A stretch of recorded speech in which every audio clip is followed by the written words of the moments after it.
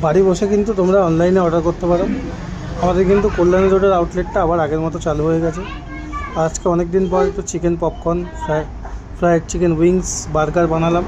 টিঙ্কুদা বাড়ি গেছে, তাই একটুখানি অনেক দিন পর কাজ করলাম।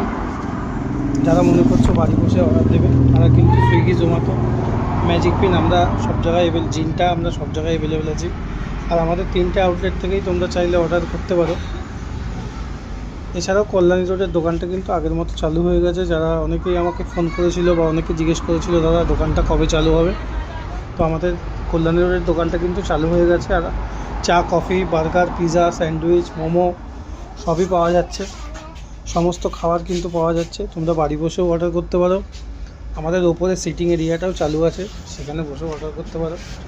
আর সামনে স্পেসটাও এখন গাড়ি রাখতে পারবে, যেটা দীর্ঘদিন গাড়ি রাখার একটা অসুবিধা হচ্ছিল।